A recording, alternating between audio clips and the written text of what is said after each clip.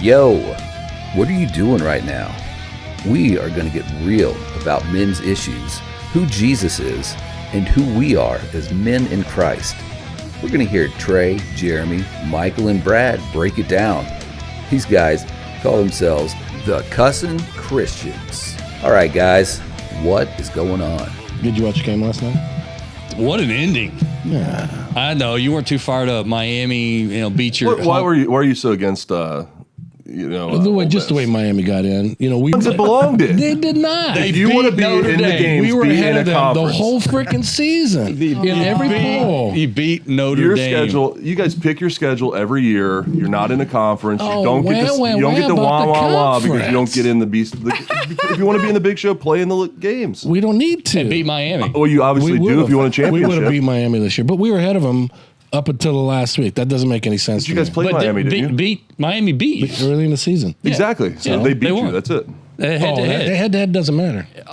Only because you didn't get in the playoffs. Okay, why was Alabama in there? I agree. I guarantee if the role was reversed, you'd be like, "What? We beat them early in the season." No, I wouldn't. Not if they were ahead of us all polls, every poll, I'm a and then the last week disappointed dog, so I'm they just moved in looking front of at it. us. That didn't make any sense to me. And you got to admit that does not make any The sense. polls are bullshit anyway. I know that because look at how many SEC teams. All right, we're are. getting rolling. Yep. Reeling back in. And we're off. And we're off. Brad's giving me the eye. Like, all right, that's going to be on the cutting room floor. No.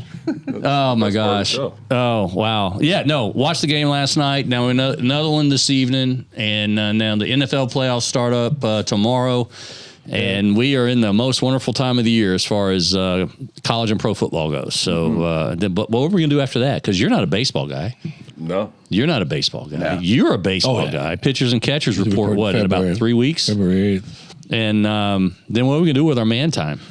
I'm coaching ABA football. So That's right. right. You're Just coaching started youth another football. I'm going to go snowboarding. Yeah. Are you really? I hope so. I don't know. I'm actually going snowmobiling in 2 weeks. Hey, where? The Upper Peninsula, P, UP, Michigan, Okay. Yeah. right near Lake Superior. Nice. My buddy Jerry Quick owns a place up there, and my back is healed up enough. I'm going to go give it a shot for a day. Then I might be in the hospital after it. But have y'all ever been snowmobiling? Yeah, I grew up in Maine. You grew up in yeah. Maine. Yeah, that's like jet skiing on snow. Oh, that's Fun. fantastic. Very cool. That's fantastic. The only time I've done it, I went to Iceland years ago, and we snowmobiled up a glacier, and then there was a part of the glacier where you go down into it, and that was so much fun. But Yeah, had a good time. it's good. Had a It's good just time. cold, Yeah, we got the man cave has 2 women joining us today, but they're very important women. Yeah. We just don't let any women join us. It And was quite we've an only had- initiation. We've only had one previous.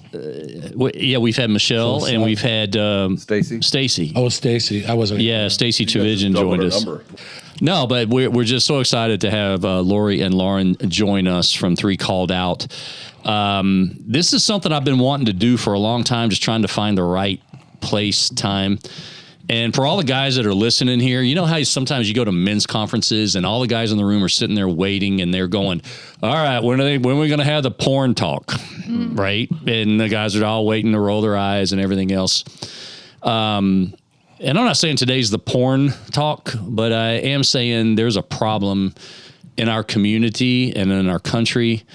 And these 2 ladies, it's on their heart to help us men understand and help in general understand Brevard County, Greater Orlando, and the effect that human trafficking, sex trafficking has on us as a community. And they're doing some amazing things. And I just wanted we can have that talk and kind of discuss the man's role as we try to combat this and gain awareness and eradication. I have more discussions with men weekly that struggle with pornography than I do alcoholism, drug addiction, money problems, marital problems, although the porn does cause the marital problems. Sure. And I just want an awareness here of, guys, what are we doing? And there's no one better to help us than Lori and Lauren with 3 Called Out. Welcome. Thank you for joining us. Thank you.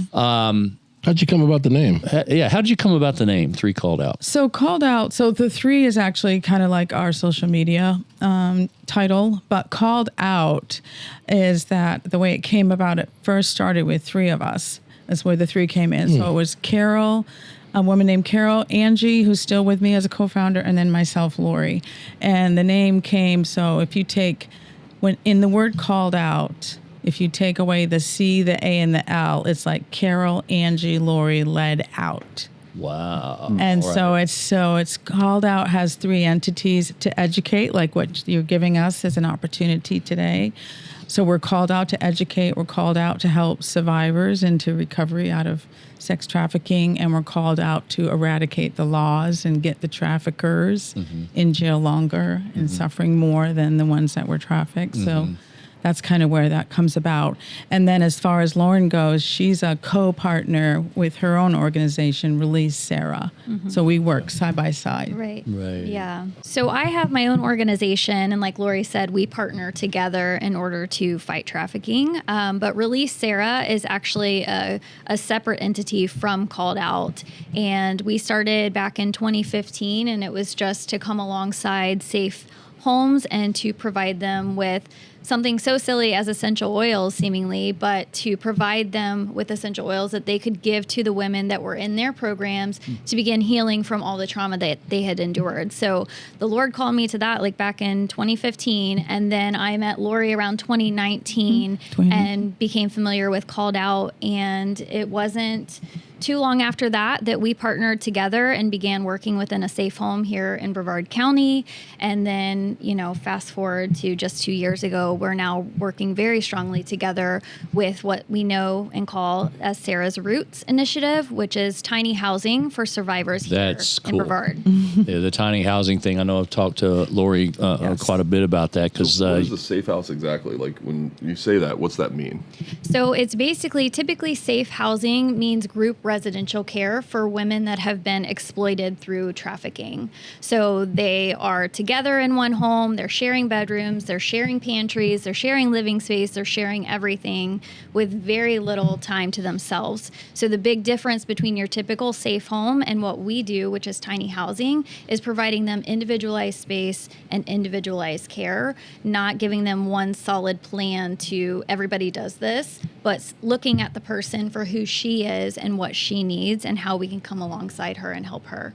And the But house, is it also protection though because this is a revenue source for Yeah. pimps and whoever else? So Correct. you're taking that away from them. So Right. I'm sure you have to be careful too. We do. to We do. What's interesting, though, is that we learned from a survivor herself, actually, that the reason she chose to come to us versus another safe home here in Florida is she looked at us in the eye and she said, look, all of the traffickers know exactly where all these safe homes are, because what happens is these women come into these safe homes and then they get upset and they leave, or for whatever reason they leave and they go back to the trafficker and then they tell the trafficker where these safe homes are. So it's really not that secure the way we've always thought it to be. Right. right. Tell me everybody thinks that, it's all out there. It's not happening in our neighborhood. I mean, what are the statistics of what's going on as far as on a national level, local level, things like that, to get it more of a perspective for us to understand it's actually happening in Brevard? it's definitely happening in Brevard. You live in the third largest state for human trafficking in the entire nation, and that's Florida. We are close to Texas is number 2 and California is number 1. And Florida is very close to even taking on that number 2 position, sadly.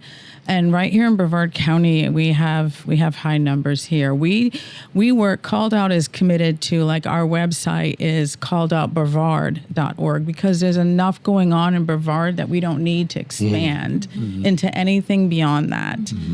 Early on in Called Out's educating process and things, I went to a conference in Orlando, and there was a woman there that was the head of DCF for the entire state. And she doesn't know necessarily who's in the room, but she's talking about all the different counties, and she's talking about Miami versus Orlando, some of those things that really make sense. But she did stop for a minute and say, I'll tell you a county that might surprise you. And she said, Brevard. Wow. She said if you take the population of Brevard County and the percentage of trafficked children and adults that we know of and put that together, it's very high. What makes Brevard County such a good hotspot for that? Like, why Brevard, not Volusia? Well, in some cases, I mean, we have the 95 corridor, as you know, and 528, but we also have cruise ships, we have tourism, things like that come into play. And our cruise ships tourism is doing nothing but building. You know, It's pretty growing. soon Oh my gosh. Yeah. we're going to be stops where they're going to get off the ship and things like that. And then in some cases, it's just a sense of traffickers just make that decision. But I will tell you that the women that we have worked with so far through the years, through these 6 years, have not been abducted Right. and put into trafficking. They've all been relationship trafficking. They've known the person or fallen for the person as a relationship. So they're not been strangers as of yet. I think that's one of the biggest misconceptions that I'm glad you brought up, because when we talk about trafficking, we typically talk about shipping women to and from and everywhere, and that happens. But where it often starts, what we're learning more and more, is that it's often starting in familial trafficking. Really? Familial meaning somebody you know. So this is a mom, a dad, an aunt, an uncle, a coach. Sorry to point at you. I shouldn't have pointed at you know, but I passed my background check. We're good. yeah, but it's familial, which actually really blows people's minds. But that just tells you we really have a culture problem, really, when you dig down deep to it. And that kind of plays into the main topic that you wanted to speak to today, which is pornography. Oh my gosh. So, real quick, because I was actually thinking about this on the way over. So, like, when I think of trafficking, right, I'm thinking of Liam Neeson. Yeah, Exactly. Thinking of a girl at the bottom of a Right. ship. Yes. Yeah. Like, Yeah. you know, Yeah. I'll find you. You know Yeah. what I mean? Like, that's what I think of as human trafficking. Yeah. But why don't you guys explain what it really is? Because there's way more than this, and it's not all that extreme either. It's not. It doesn't And- start that extreme. And you're not alone in that. That's the very common thought that people have, is this version that Hollywood has given us, and Hollywood has done a disservice to us, because this is where we're getting our education, so to speak, and that's just not how it happens. We have yet to have a woman in our program where that's what happened. Like she was kidnapped. And Correct. How she got there. How she got there. But the trafficking, what happened in trafficking is that and worse. What you saw on TV, it's far worse than that once she's being actively trafficked. But getting to that point has been someone that either she already knew or they groomed her Right. for a year or more, not a short there was a period of time. process that someone extremely evil created a relationship, created a trust, Right. created, like you said, the familial way of, and it just developed over time. Correct.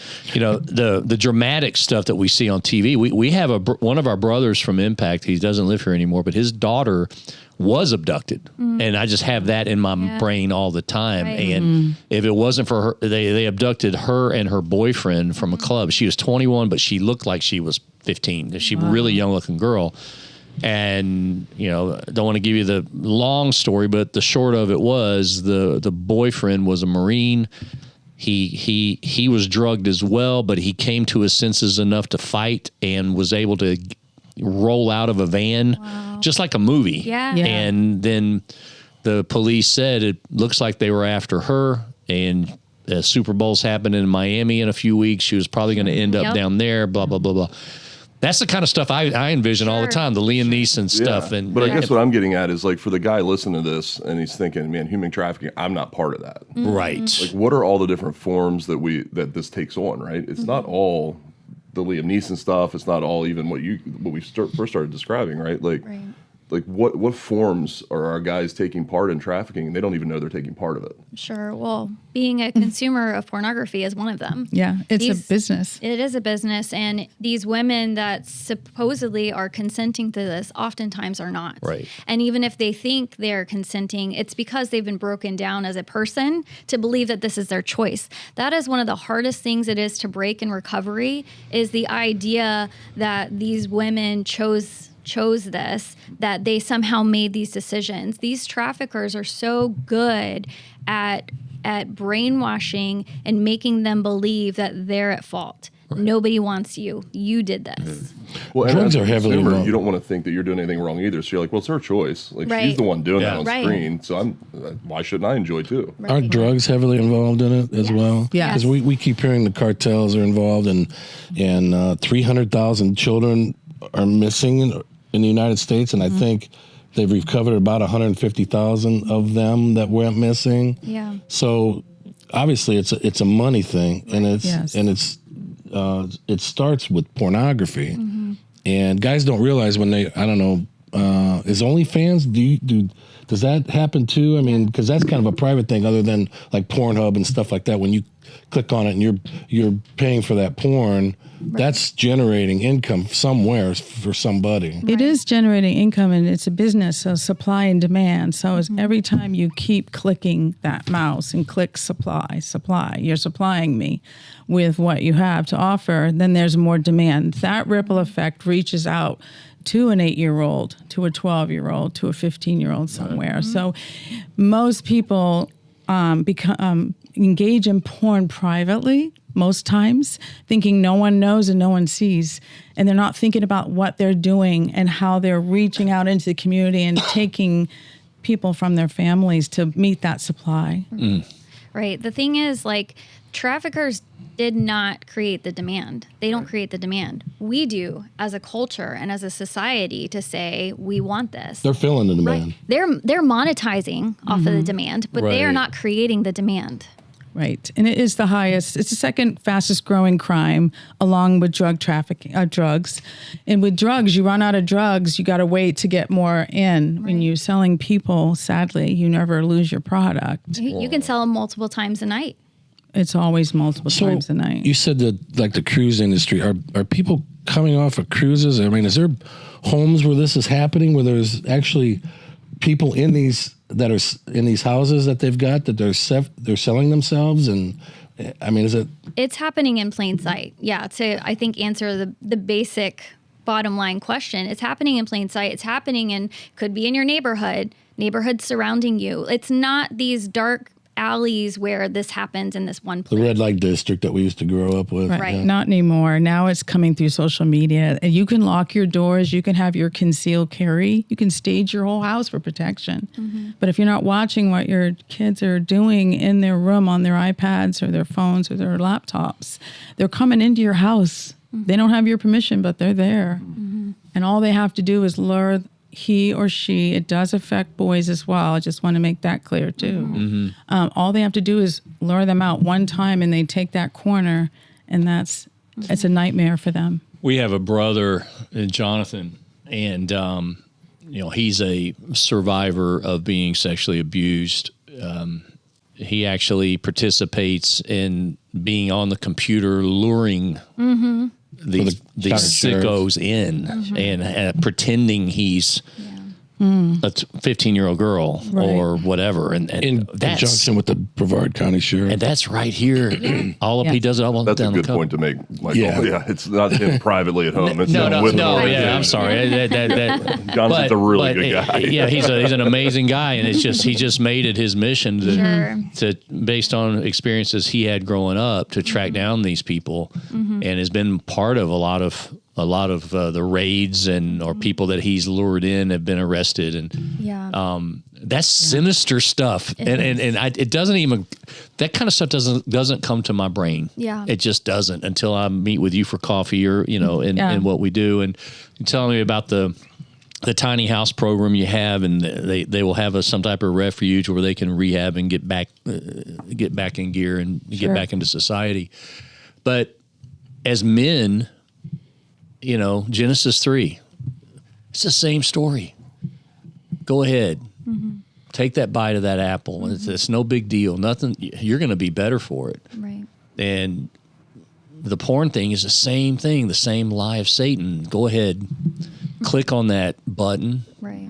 No one's going to, I've heard this. I always just thought a little porn never hurt anybody. And it leads to guys losing their jobs, getting divorced, going into substance abuse. And every time you click on it, you've just increased the chances of another 15-year-old girl getting trafficked, raped, or whatever. Well, Absolutely. And science is showing that it has an opioid-like effect. So that's why you can't just like go with one click. Right. You got to click again. You got to Yeah. click it. It's an addiction. It feeds the brain just like an opioid drug. And so what happens is you're watching, maybe soft porn, and then that turns into worse stuff to where you get to the point where you're watching women be degraded and violence and things like that. And then all of a sudden watching it online is not enough. Now I got to go buy a woman. Now I need to go do it in person. Yeah. And now I'm acting out this violence that I've seen in person, and it just escalates more and more and more. And so that's so clearly the enemy and how he works is that slow snowball falling into it, right? And so that's where we have to be really careful about what we do and what we allow. And when we say, oh, it's just one time or just, one little peek or whatever, I mean, we have to guard our hearts, we have to guard our minds. Right. And this is why. Go ahead. I heard the best, analogy, and you guys may have heard this, and I can't think of where it came from. It's been a while ago. How Eskimos used to get rid of the wolf population. Have you guys seen this? Yeah. Oh, with a knife blade? They would take a knife and they would razor sharp that edge to the point of it was so stinking sharp. And they would coat it in blood and then it would freeze. And they'd coat it in blood and it'd freeze. And they'd coat it in blood and it'd freeze. And they'd make basically a knife popsicle. And they'd stick the hilt down in the ground. And the wolves' sense of smell was so intense that they could smell this knife. And they would go and they'd start licking this thing. And they'd start licking it, and then the frenzy, they'd start licking it, and then all of a sudden it'd start cutting their tongue. And they bled. And then they smelled their own blood, and the frenzy was crazy. And so they would end up cutting and slicing their mouth so bad that they ended up dying and bleeding to death. And that's the depiction, that's the analogy that I get for guys that are addicted to porn, because it takes more and more to quench that thirst for pornography, and it's the same thing. One of the things that you mentioned about Genesis 3, and as a man, as a husband, as my role with my wife and my children, I've talked about the order of things with God. Eve wasn't there when God told Adam, you can't eat of that tree. She wasn't there yet. She hadn't been made. So God told Adam that you can't eat of that tree. But when Eve came to him with the apple, he should have smacked it out of her hand and been the protector and said, look, this is my role as a man, and that's our role as men for our families, the order of things. And I always say it, seek first the kingdom of God and all his righteousness, and all things will be added unto you. Seek first God, and that's why impact, that's why you guys are doing what you're doing. When we can turn that tide and get people to realize that they do need a savior, that this thing that's driving them is not of God, that it's not pure. The things that are of God are pure. If we can get that message out, and I thank you ladies for doing what you're doing, it's going to turn the tide and it's going to save lives. Right. It does. It definitely does. It, you have to be called to this. Like what we do is really hard, and just hearing the stories and the reality of what we see. And also, just to add in with Lauren's organization too, it says Release Sarah, and we have Sarah's roots together. But Sarah's an acronym. She's sexual abuse, ritual abuse is what it stands for. So we are also working with women that fall into satanic ritual abuse because of this as well. Right. So we are seeing things that we grew up in nice, quiet, country, calm Christian homes. Well, I grew up here in Brevard. Yeah, well, I grew up in New England, so right by the ocean, but we didn't step in. Nothing has happened to us to make us to want to do this. We're not trying to take a tragedy from our life and make it better. We just heard about it, and our heart broke in a way that it never could repair. I hear, if you've ever had a moment where you cried out to Jesus and you didn't think he was listening, once you know what you know, then you're like, how can I sleep? I couldn't sleep right again because I felt like I had to be there for them. But really and truly, like what you're saying, from the first click, we're here to not cast any stones. We're here just to educate, because we want to help anyone that wants help with this, because just by looking at it once, that opioid had neurologically processes to the brain as well as a dopamine effect. Where it relaxes you. It could even overtake any pain you're feeling. It could reduce stress, believe it or not. And then the dopamine is the craving, is the wanting to see it again. So it's not and shame is what keeps you there. Yeah. And so I just want men to know also, and women, Right. that it is something that's happening to you. Right. And the best scenario is to not Yeah. look at it. And as parents, I'm a grandmother, I have adult children, Lauren's an active mother. She has to train her young sons to not look Yeah. at anything. Yeah, so we have conversation. I have a 16-year-old son and an 8-year-old son, and I also have 2 daughters as well. We have these conversations as well. But speaking to men specifically, right, the conversations we've had with my 16-year-old over the last several years, since, he's going on youth conferences with the church and traveling on the bus. And so we always tell him, look, you be careful when one of your friends says, hey, bro, look at this. Right? And he's showing you your phone. Before you ever look at his phone, what do you want to show me? Right? Because all it takes is one look. Whether you mean to look at pornography or not, it takes one look and the brain is hooked. Yeah. Right? So you got to be careful. And men are such visual. Yeah. Yes. We're such visual Creatures. stuff, And another thing that I met with a gentleman 4 or 5 years ago that was in the porn business of behind the camera. Yeah. And production and things like that, and he was so disturbed when he started realizing what the message you guys are going, and he says, the thing about the porn business is it's all an illusion. He said, if you saw what happens behind the scenes and what has to happen, it's all fake. Right. He said, there's nothing real about it. And through editing and all these other things, and men get a distorted view of what it's supposed to be like with your wife or Right. whatever. And he said it's all an illusion. And the painstaking things we have to go through. There's a lot of drugs that are involved.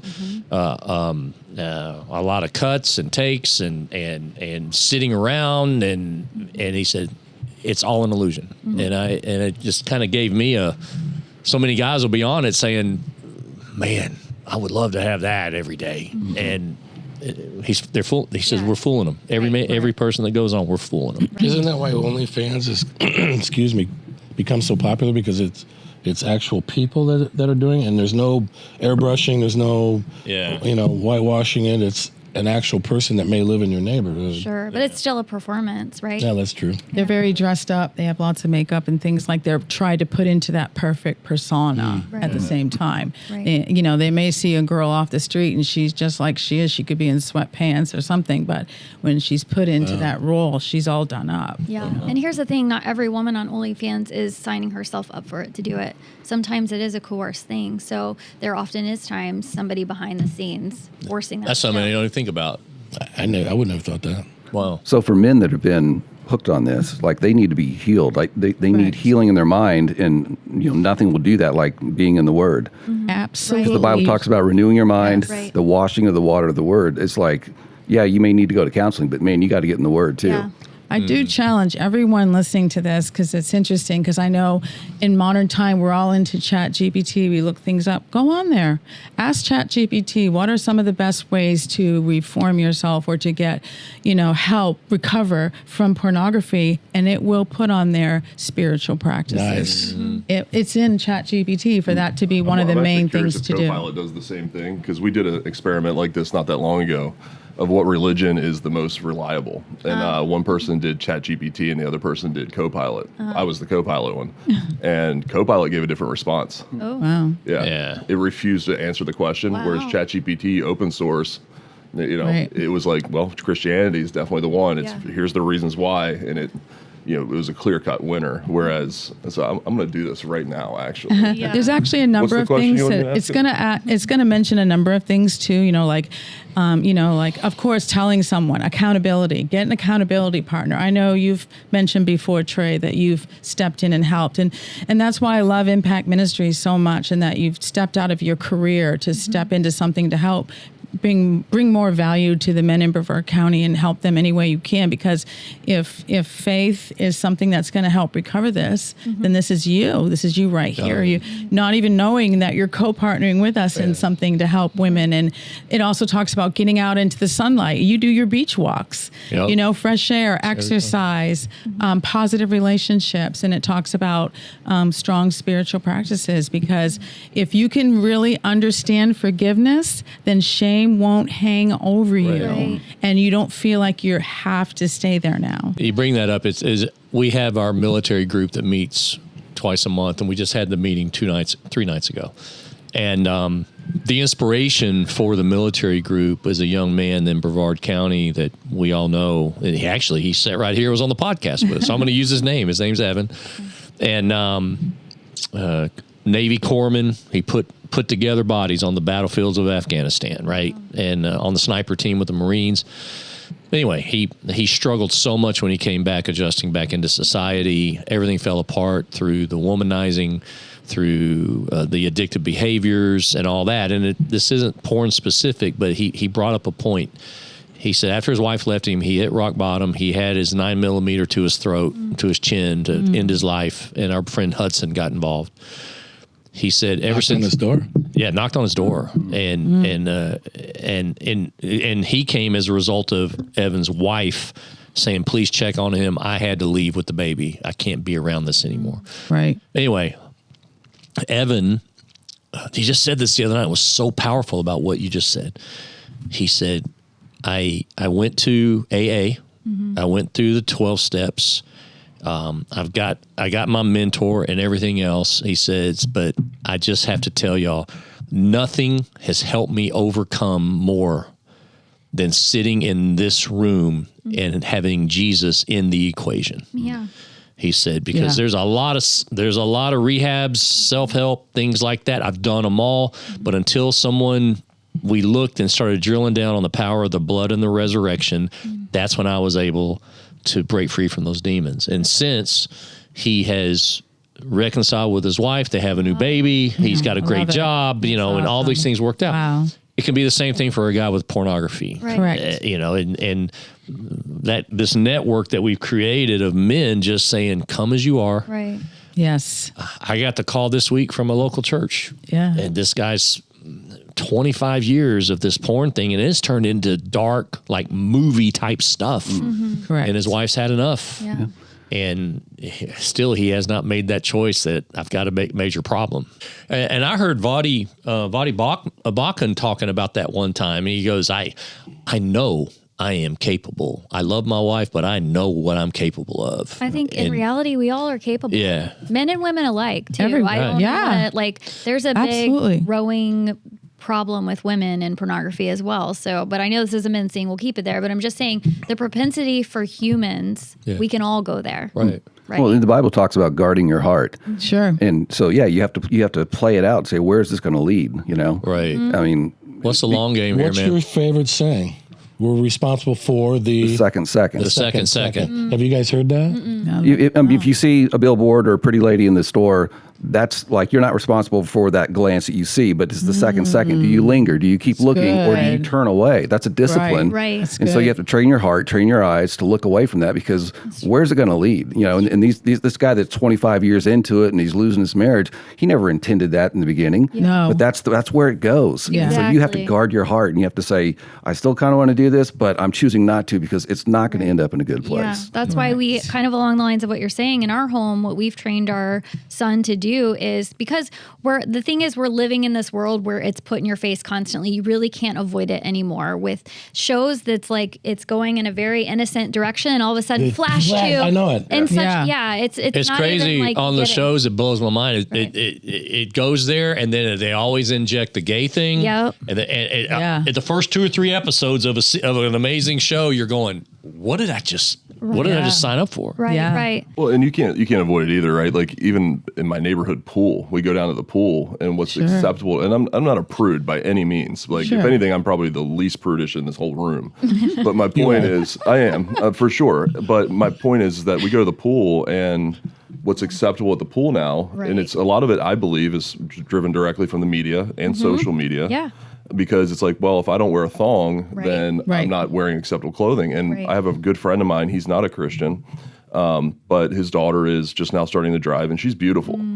But like, she wears things that I'm like, man, like, I don't have a daughter, so I can't say I wouldn't put my daughter in it. Right. But I also am like, do you realize what you're like? In the conversation we have about it, and he's like, yeah, but at the end of the day, like, then she gets made fun of if she has the one piece on. That's okay. That's okay. Yeah. That's the role of the It's fatherhood I'm upsetting. talking about in Genesis. Yeah. Eve wasn't there yet. Adam was there. He's the protector. Adam had dominion Yes. of everything, and he was next to her as she took the bite. But the world's saying that women, have to take this role, and a lot of women are raising their own kids, unfortunately. Yes. A lot of women are being the spiritual leader in the homes, unfortunately. The men have to take back their role in this society and stop listening to Hollywood, stop listening to media saying that, women are this, that, and the other thing. No, let's look at the biblical setup of how we should be as men and how we should be as fathers and how we should be as husbands. That's where it needs to go back to. Right. I looked up I did your ChatGPT thing. I Thank did you. do it in Microsoft Copilot. It would not say, and I asked it a couple different ways. Really? Because it did I tried- on me. I was So when I first put in, I said impressed. I'm on a podcast right now talking about pornography and sex trafficking. If I want to break my addiction, how do I break it? That was my question. So the first one, it gave me the same answer. It just quoted some Bible verses like afterwards, because it's drawing in, hey, you're a Christian, so I'll give you what you want. Right. So then I put it in absolute mode. So if you ever want to find out things on AI and you want to get a real answer, say absolute mode, and then ask your question. It's not allowed to draw conclusions. It has to give you facts now. Right. Still wouldn't draw Had no to clue. the Bible. I had no clue. So, well, I am on That's the what you board do for a That's living. what I do for a living. So it's kind of a thing. Yeah. Yeah. So it says, number one thing is to change your environment so you can't, so the habit can't survive. Screen time. Its cliff note is, this isn't weakness, it's strategy. You don't fight temptation at full strength, you starve it. Number two, so that's the top three things I need to do. So replace the dopamine source, don't just remove it. Dopamine source. Yeah. It says you're not just stopping a behavior, you're rewiring a reward system. Right. And then the number three thing it said to do is build a new identity, not just a new habit. Wow. It wouldn't say Christianity. You break it by becoming someone different. Wow. So what does Jesus do within our soul? Yeah. He makes us someone makes us different, someone new. Right. Right. Right. So even though Copilot won't tell me who the actual truth and the source of the light is, I see You can that. funnel You're down to Copilot. it. if you, Yeah. that's what it's telling That's you. well for me. It put exercise, straight, sunlight and sleep regulation, meaningful connection, reducing screen time overall, purposeful effort like learning, do service, community work, and then spiritual practices. Yeah. So actually, the number two thing it says when it replaces the dopamine source, except for the spiritual practice piece, it almost names every one of those. Usually. Wow. Yeah. Well, I'm not ChatGPT or the other one that you said, but I will say, Jesus GPT. Yeah, there you go. Jesus, GP. I got the Holy Spirit. There you go. JPT. I would say the two keys to it are plugging into faith and Christ, obviously, right? But also that accountability and not being afraid to talk about it, which is why it's so important what you guys do. And I love what you do. And I love how you mentioned earlier that you have this conversation. I mean, I don't love that so many men are struggling with it, but I love that the conversations are happening because within the church body as a whole, that's not happening enough, in my opinion. So the fact that we have the same amount of pornography addictions within the church as without, that tells you there's a problem within our churches Yeah. of completely avoiding the subject. Yeah, Right. I totally agree. We, in no particular church, but just the church as a whole, have a difficult time addressing this, and they also have a difficult time getting into the mental stuff, like Right. the mental disease Right. and mental things. Yeah. The addiction just gets so far that now you can't push it any further, or Right. you have some moral barrier that keeps you from going to that next, whatever that is. Right. So then you switch from women to Right. men, and then you go from men to boys, and then from boys to little girls, or whatever it is. Correct. Right. You're right. You're So- right on. You're right. One of your favorite things that I love is when we're talking with guys and we're saying, "How's it going? What's happening? What's going on in your life? How are things going? Oh, great, fine." And then what's your favorite line? So what haven't you told me? Yeah, that's good. Yeah, good And job. you know who I learned that from? Who? Nate Larkin. There you go. Who founded the Samson Society, which deals with men who have porn and sexual addictions. He's out of Nashville. He was our first keynote speaker at one of our men's conferences in 2019. That's the first one I went to. Is that the first one you went to? Yeah. where he stood up. That's why I stood up. Yeah, I share a lot of his things on our social media page, and he's got tens of thousands of men that meet with, and we have a Samson Society meeting here, and I can, if someone's struggling, you just let me know. I know who to put you in touch with. Brad's going to flash it love up at the that. bottom of the screen right now. Yeah, but it's Will, and they meet every Tuesday. Well, and I think you're talking about accountability, right? Is a big piece Correct. of this. And I think one thing that Impact, Trey set the stage, but one thing I would say we do at Impact very well is there's no judgment, no condemnation. But it's also hard to go to a group meeting the first time and Yes. say, "Hi, I'm Jeremy. I just bought little girls out of the port." Right. Right. Like that's not normal. It's not going to happen. Right. Like let's Right. just be honest. Right. The guy that does that, good for you, but nobody else is doing that. You know what I mean? Yeah. But you just need one guy. And I say guy, women, you need one woman. And I will Right. say it is sex specific. I Correct. do not need to talk about a woman about sex addiction. Right. No. Agreed. You got a point. Yeah, it's just not the thing, right? I need to talk to another guy about it that maybe has been down that road. Right. Impact has a great network of people like that. But then it's the accountability piece. And I'm going to blank on his name, but he talked about the bicycle and calling the friend before he committed the adultery. He was at a men's conference. That was John John Lynch. Lynch. John Lynch. John Yes. Lynch. Talked about Yeah. confess the sin before you commit it. Sure. So one thing that we've talked about, and we've had examples in the last week, Yes. is we started it in our small group a while ago with send an emoji that's weird. Don't send something funny. It's got to Right. be weird. It's not you. Draw your not you. attention. Like if he sent me an emoji of a football player, that's him. I don't. Yeah. But if I send him a picture of a gay unicorn, like now all of a sudden he knows something's weird in his Something's life. up. You know what I mean? Like, Rainbows and butterflies. That's but, right. but it's not admitting anything that anybody could decipher. Yeah, right? that's Right. good. But then I know Yeah. that Trey's going to call me within 24 hours Yeah. and say, "Hey, chef, what was on your mind?" Right. Right. That's If I don't so good. self-admit, right? Yeah. That is That's so good. And I remember Trey, when Called Out came to one of your Impact meetings a year or two ago alongside of Justin Shaffio, and we did talk Justin, on yeah. this subject. And, Justin really gave a lot of testimony, and his beautiful wife, Crystal, he's like, "Look at my wife, she's Yeah, a look- model." oh my gosh, I yeah. mean, he's like, and look what I'm telling you Yeah. today. And one of your men was brave enough, and that room was full. He He did. stood up He and he said, stood up. "This is what's hard." He picked up his phone. He said, "It's like being a coke addict with a Ziploc bag of Yeah. cocaine in your pocket all Right. the time." You got to be careful. I'll give you a prime example, okay? I loved the movie Fast Times at Ridgemont High way back in the day. That's the number one video. All right, that's- all right. and Another one? and Phoebe Cates, right? Yes, the number one video. And so I looked. I said, I think this person was in this movie, and I went and hit the cast button, and Phoebe Cates came up, and I clicked on her, and I remembered the scene.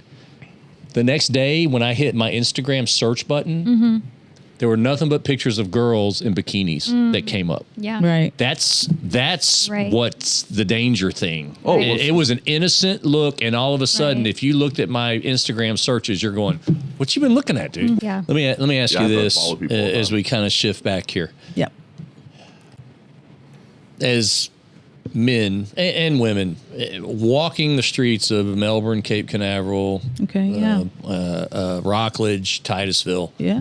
Palm Bay, what do we need to be on the lookout for with the trafficking piece? Is this a real thing, by the way? What? This little. Yeah. Yes, it real is.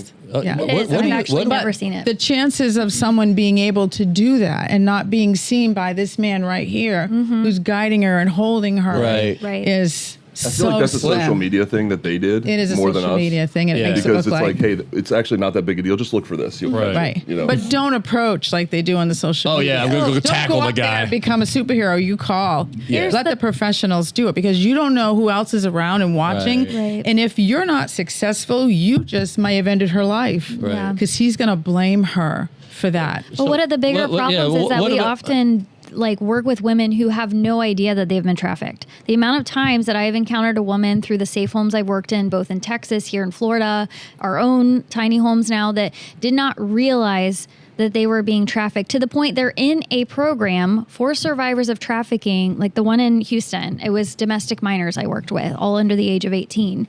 And the amount of girls that came to me when it was one-on-one conversations that said, yeah, I'm here, but I actually wasn't trafficked. All these other girls I know, they were, but this is what happened to me.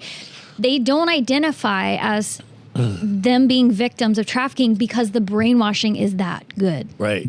You know, I was talking about our friend Jonathan, who was sexually abused by his own father for years and years and years. And his brain was so screwed up. He just figured the little boy that lived 2 doors down from him had the same lifestyle going. Yeah. Yep. He just figured that was just normal. Right. And that's what's scary. Yeah, especially when you grow up in it. Like, Yeah. that's your childhood. Right. How do you know any different? Yeah. You know, I'm just a kid. Maybe that's the way life's.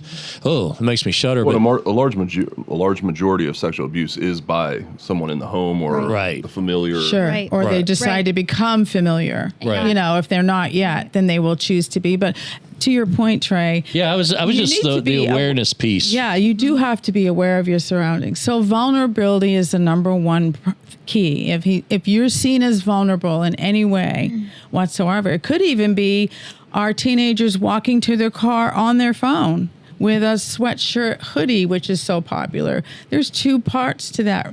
I mean, you're not looking up, first of all. You could be grabbed by your hoodie, second of all. Yeah. You know, things like that. But also, too, just looking for what God gave every single one of us. We're all equipped because we all have gut instinct. We all have that, what doesn't feel right. You walk in a room, ugh, something here doesn't feel right. Then guess what? It isn't. So find out why. Yeah. And act on it. When you see something, you see an older man with a younger child and it doesn't look like a grandparent Those are the thing things. going on. It doesn't, like when you're holding someone to protect them, there's a kind, loving way of holding. And then there's holding where everything is just tense in the arm. Yeah. And that doesn't look right to you, call it in. You can be wrong every single time, and I hope you are, but what if you're right? Well, you and then know? there's the holding that's not physically holding. It is a mental hold on them, right? So if you have that gut instinct Yes. and you approach a child, a woman, whoever it may be, and you begin asking questions and she can't answer basic questions like, where are you? Where do you come from? Or any sort of information. If it seems like she's not willing to give you information, there's probably somebody right around the corner that's watching over her. Right. I don't know how much. I'm all over the place in this county, right? And I just wonder how many times I've walked by it and Yeah. not noticed it. Probably many more times than we all- And if there was something for the people that are watching or listening or whatever, I mean, I don't want to be walking down the street with my head on a swivel going, okay, is that kid in trouble? Is that girl in trouble or whatever? But what those glaring things, like you just somebody holding somebody a certain way, is there what other just awareness type things that Well, dress we can inappropriately for the situation, Yeah. right? If it's cold out, but she's wearing a little mini skirt. And, I mean, girls do that anyway, so I will just put that little caveat Yeah. out there. I mean, that's kind of the culture, especially here in Brevard, here in Florida. You know, there's little things like that. But I would also challenge us to not just be looking for the people on the streets that we don't know that are strangers that we can identify as survivors. Like, who do you know? Who's in your circle Right. that may be undergoing this that you have no clue? Because especially children, they're still going to school. Yeah. Are they tired for teachers? Are they tired at school all the time? Maybe that's because they're up at night doing other things. We've And then had they're coming to school. Yes, and we've had so many survivors who, when it's their parents that are trafficking them, they go to church every Sunday. Right, yep. They're sitting in your church. Right. They're going to youth group, but guess what? They're never allowed to go on a trip. So maybe there's a student that never, even if someone funded for an extra child to go on a youth group trip, but they say, no, they don't need to go.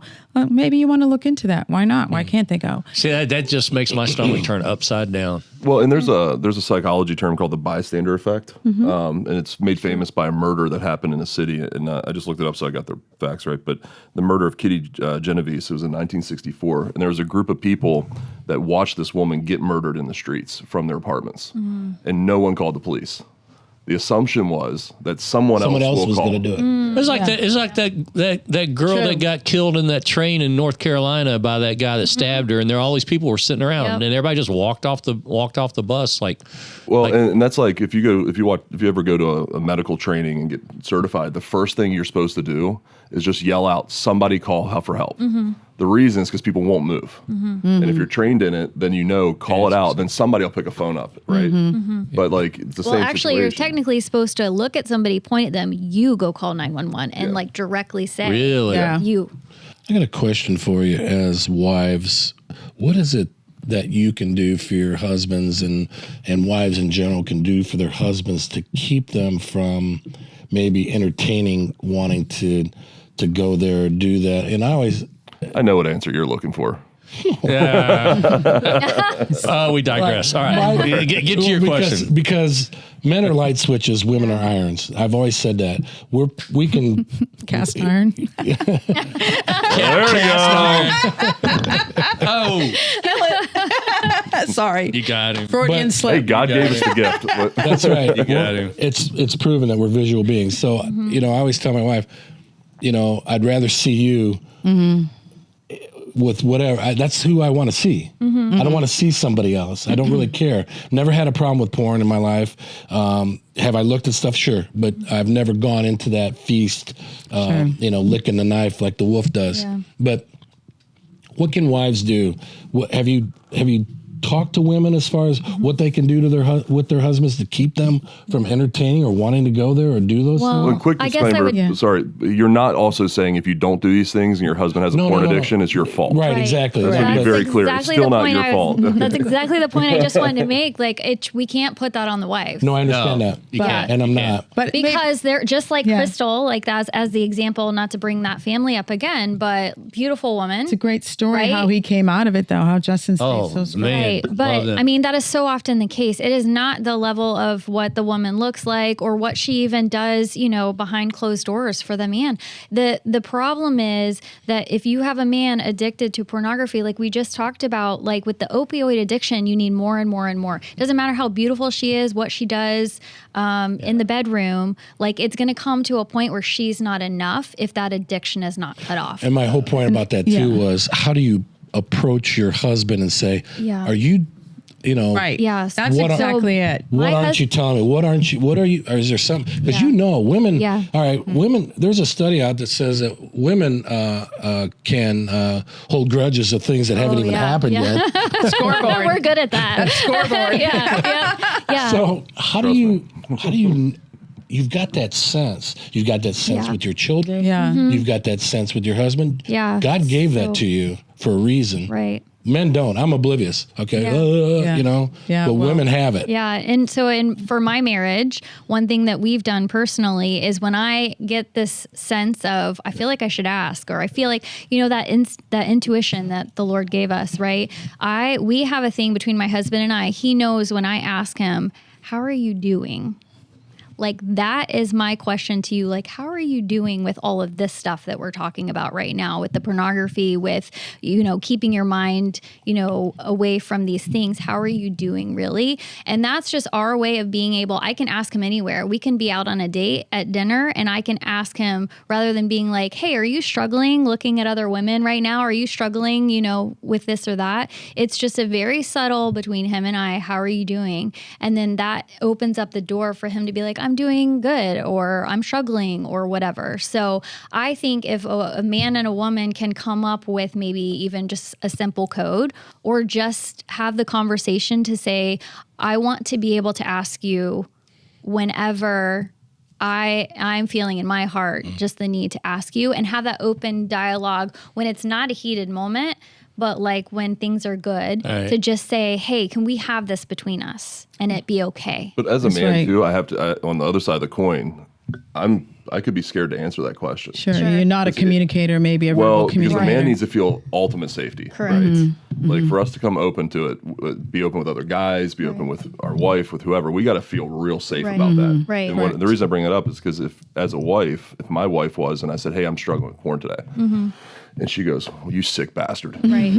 Yeah. Well, I will never tell her again. There's an underlying foundation that Sure. you've got to already have had Right. these conversations, right? And so that's where we've gotten to where we just have that kind of code. But 100%, it is on the woman, and I mean it's hard, but it's on the woman to be able to take in that information and to deal with it appropriately, right? Like we are responsible for our response. We're not responsible for what you're doing, but we are responsible for our response to what you're saying to us. I think the church also too just really needs to stand up, and I'm not, again, casting a single stone. I have a pile of them in my pockets right now for myself. I'm just saying that anything that society is pushing on us like crazy, the church needs to come in also and to alleviate a lot of that, the men carrying so much weight on their shoulders for these problems, so that they feel good about coming to Trey, to either of you. They can come to the pastor. Like it just alleviates and not carrying it all by themselves. I'm going to give you a story as we start turning the corner here. It was 5 years ago. I got a Facebook message from a pastor in Texas. And he said, "Hey, I see your ministry. I see what you're doing. I think it's kind of cool. Can we talk?" And I'm like, "All right, cool. I might have an opportunity to go speak somewhere or whatever." But no, he just said, after we got through the pleasantries on the phone, he said, "The reason why I'm calling is my wife goes out of town on business twice a month for 2 to 3 days. And every time she leaves," this is a pastor of a large church. Yeah. "Every time she leaves, I go to the computer screen. I remember you've shared And that it's with me. ripping me up inside." Yeah. And I just became a point like Jeremy with the emoji, but it was more on of me saying, next time she goes out of town, call me immediately. Let's pray. The next Monday, my phone rang at 6:00. And the short version of the story, I said, "Hey, how you doing?" He goes, "Well, I just want to let you know my wife left. She just left to go to the airport." And I said, "All right, you got this." So we just started talking. We prayed. And he has nobody to go to in his local community. He'll lose his job and everything else. And I talked to him about maybe you should step down for a while here, bro. And, I went through all that stuff. Right. And he called me. We chatted. And he said, I think I got this. And I said, if you're in front of that computer later and you're feeling it, you bet instead of hitting the button, you hit the phone and call me. Good job. And I sat there waiting all night and never got the call. Yeah. And the next morning about 7:30, I couldn't stand it anymore. So I sent him a note and I said, "How you doing?" And he called me immediately. He goes, "I was waiting. I was hoping you'd be up." And he goes, "The most magical thing happened last night." And I said, "What?" And I said, "After we prayed, it was Monday night." He said, about 30 minutes later, there was a knock on my door and it was my son. And he had a tray full of wings and said, "Dad, Mom's gone. I want to watch Monday Night Football with you." That's perfect. Great. Yeah. And you know what? For about every couple of weeks, for about 3 months, he would give me the call, and it slowly started dissipating. And then I called him one day. I said, "You never call me anymore." And he goes, "I cut the head off. Yeah. It's just good. not. It's not there." It's That's good. great. And so good. it's very similar to the stories we told Right. about guys that are at a business meeting and clicking on an emoji and saying I'm struggling with stuff, and he wasn't afraid. Yeah, that's awesome. We have a good friend who always says to our women that we work with, you cannot heal what shame seeks to hide. Exactly. So if we can put into light the darkness around us and have that one person, and I will just use this as a moment to caveat, I don't think the wife should be the person. No. I don't think so. I don't think my wife's equipped to handle that. Well, I just don't think it's fair. And I just don't. It's hard on the wife Right. to In be general, that. in right? general, yeah. Yeah. She So takes while blame. Yeah. while I gave that answer to you about, how are you doing is kind of our thing. It is not something that I'm ever willing to take on. And he knows that. Like my husband, if he's struggling, like you go to another man and you deal with that because that's not something I think women should take on. So again, I applaud what you guys are doing. And I think that that's so important because if you can get past the shame to get to a person or a group of men, I mean, that right there is going to be game changer, I think, between that and then also understanding that these women that you're watching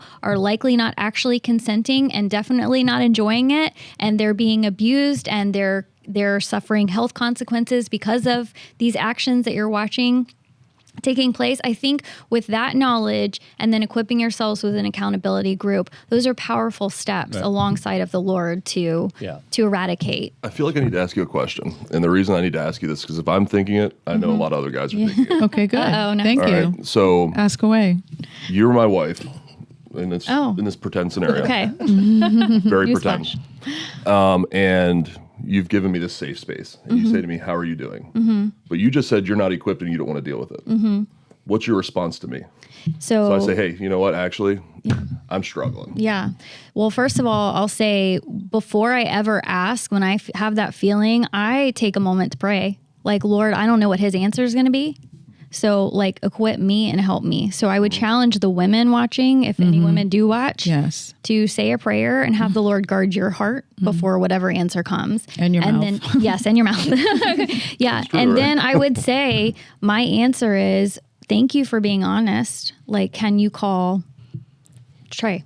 Right. Or whoever that accountability partner is. Yeah. Right? So true. No, And that's, just because as a guy, again, it's back to I don't want to let my wife down either, right? Sure. I don't want her to know that I'm having these Course. thoughts about other Yeah, women or whatever the right. scenario is. Right. Like, because that, Well, like that's if an you, issue, right? like if your wife asks you, you're watching a movie and you go, hey, she looks at you, she goes, do you think she's attractive? What's my first word? Well, you asked for a reason. You know, nothing like you, babe. Nothing like you, babe. I don't know if there's really a good answer, I'll be honest. Yeah, I'm just so pinned in there. The beautiful thing about the brain is it's considered to be plastic, which is such a weird word, but it can be reprogrammed and renewed, unlike other parts of us that can't necessarily. Exactly. So that opioid and dopamine that I mentioned in the beginning, that comes through sexual arousal is what God created for us, for our Right. wife. Right. Why Absolutely. we're supposed to only be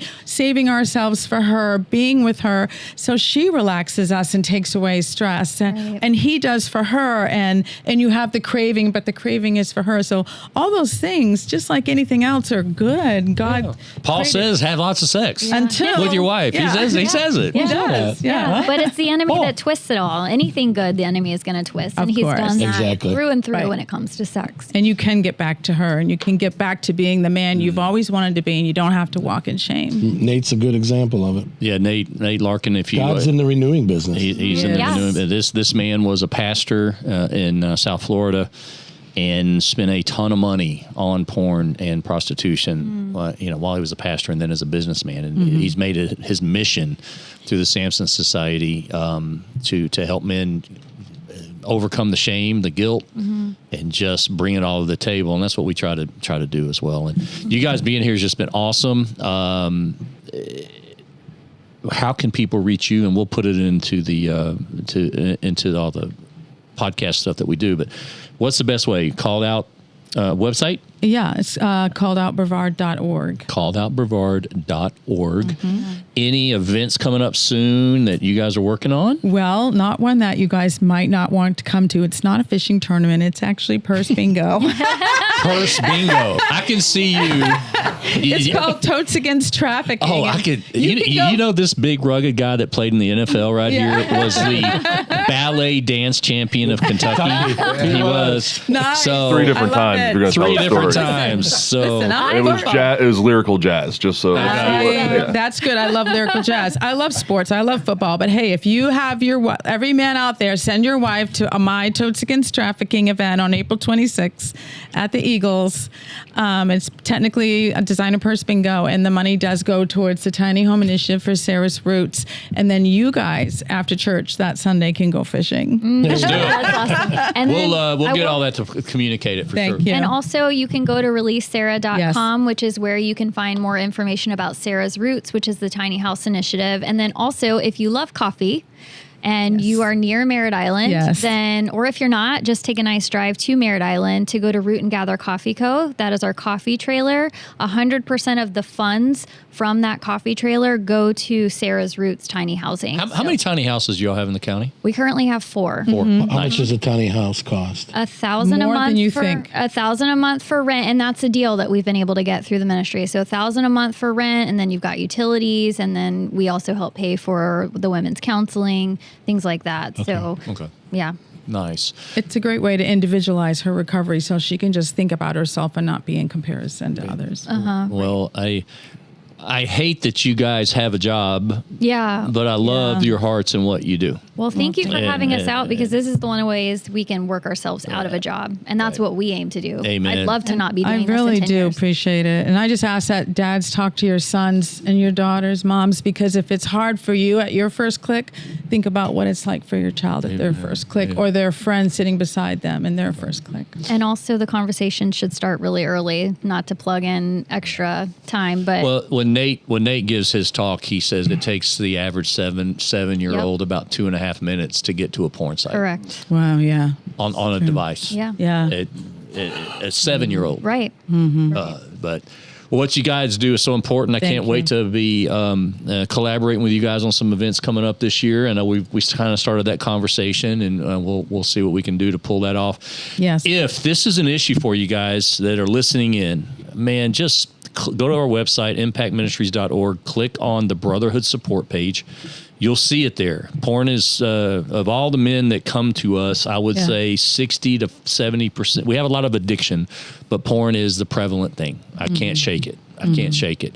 And just reach out, and we will plug you in with a brother, either virtually, on an email, or on a phone call. And if you're local, we'll try to find a way to get face to face with you, and we can just walk this journey together. And confessing our sins to one another, and through prayer and the Holy Spirit, a healing process can begin. That's written by James himself, James chapter 5. Perfect. So thanks so much, guys. It's been awesome. Thank you, guys. Thanks so much. You're welcome. Join us next week. This is the fun stuff. You're about to say your name. Are you ready? I'm Trey. I'm Michael. I'm Brad. I'm Jeremy. I'm Lauren. I'm Lori. And we are the Cussin Christian. Thank you. Thanks for being here, guys. Y'all are awesome. Thank you so much. Thank you. Thank you. Thank you. Really open up meeting a you lot. guys. Pleasure. Thank meeting you. Thank you.